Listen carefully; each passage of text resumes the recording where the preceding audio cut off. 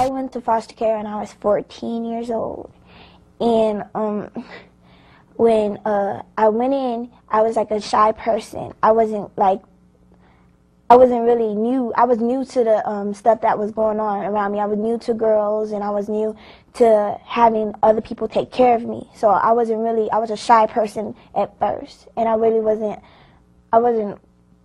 ready for that. And then as soon as I got there, they was telling me that I had to take medicine to be in that care, or I couldn't stay at that RTC. And I didn't know why I had to, but they said, well, you have to be able to take this medicine. If you don't take it, then we cannot keep you. The medicine they prescribed for me, they just not give you a little amount of doses to tell you how. They didn't give you a little bit to see how you go with. They automatically dose you to like 500 milligrams. I think they should know a kid before they just stick you on medication. And they didn't really know us. They automatically thought I was depressed because I was like a shy person. And I wasn't really depressed. I was just trying to get new of the environment I was in, because I was in Austin, and then they shift me to another city, to another one, to another one. So I was basically trying to get used to the environment, and it was the first time me ever being in care and losing my mom while I was in care, and my sister and all that.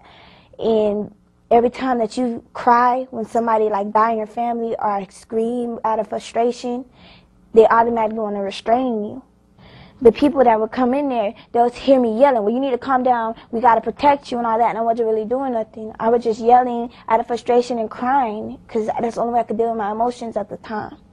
And they just came, like 3 big guys just came in there and then slammed me on the floor and then put me in the isolation room.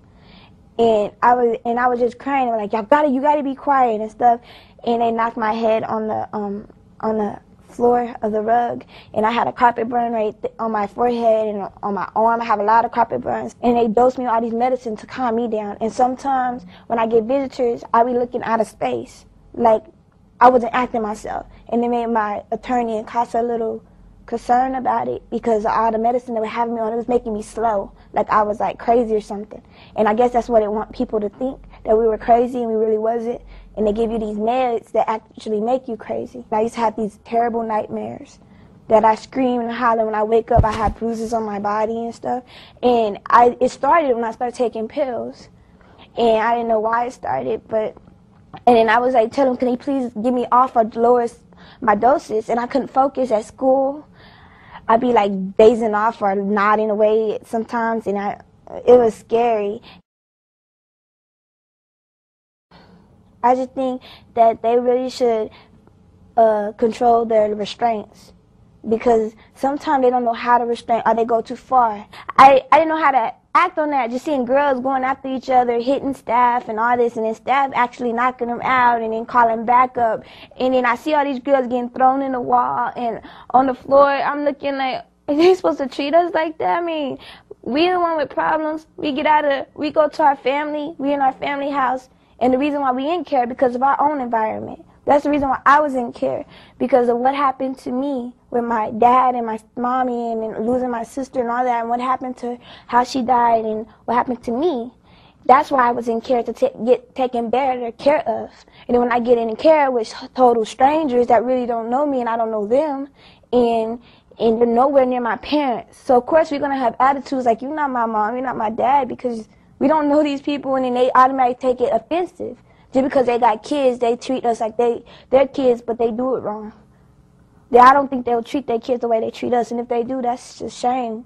The worst restraint I ever saw was the one where they put your hands in the back and kind of make you like pull it, and they put their knee in your back and kind of push it and pull your hands at the same time.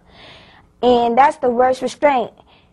And then there's the kind of second worst restraint that I ever saw was on the wall. When they knee you in the wall and you're like 2 inches off the ground, and they're holding you up and like telling you to be quiet and shoving your head in the wall. That's another worst one I ever saw. And that's the isolation room. They shouldn't really have to restrain an isolation room. Like, they did it because a girl was screaming. And she was just screaming out of pain because she just got restrained, had a carpet burn right here. And they ran in there and just grabbed her and pushed her against the wall just because she was screaming. And I could understand if she was sitting there carving on herself, or she was sitting there actually hurting or harming herself. I could understand them trying to restrain, but I don't think it should have been a restraint that bad just because she was screaming. I think maybe they should get a little T restraint or kind of went there and kind of talked to her. I mean, I know I seen some of the girls that I had been living with, they got raped by their foster daddies and stuff, and that hurt me so bad. I had really never went through that, but I had went through it by watching it, and I don't like watching it. And I don't know, a lot of us girls and guys, we get raped in our own environment. Then when we come to these people for help, the first thing they do is harm us as if like we are bad or something. Yeah, we have problems. We have little behaviors that are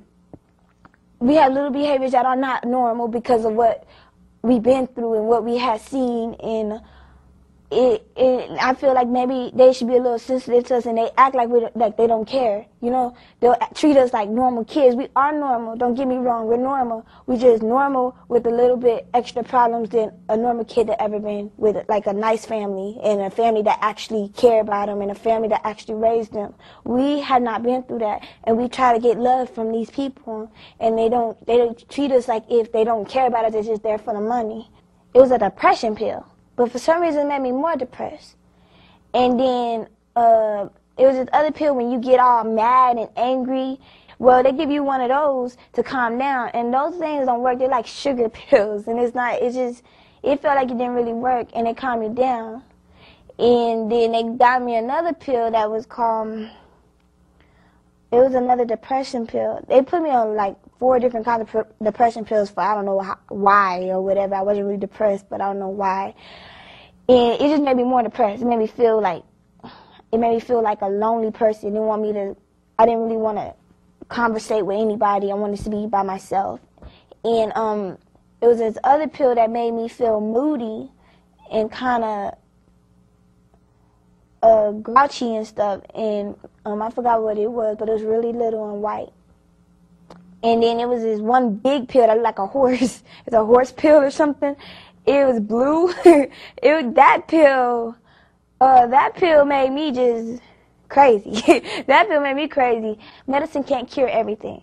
Maybe a little this, maybe Tylenol can cure a little headache. But when it's something emotionally, it can't really cure that. It's something that have to be done by a therapist or something. Well, I'm 20 years old. And I've been off of medication for a year, and I'm a whole lot better being off of it than I was on it. Like, I'm actually normal. I fit in. I wasn't this outsider. I actually fit in without this medication. I knew I could do it without it. I would just have to get used to the environment first and express my feelings to someone. That's all I wanted to do was talk to someone because I had all these emotions balled up in me, and all I wanted to do was talk. And I guess they felt like they could talk to us by just giving us medicine. They thought that maybe that would solve, but like I said, pills, medicine, it don't solve everything, especially what emotionally in you, what's actually in you. Only thing can heal that is get it out and let people know what's going on and tell them how we've been treated and explain to them that wasn't right, and if it's some way that it can be changed so that our sisters, cousins, brothers, nieces, and nephews won't have to go through the same exact thing that we went through.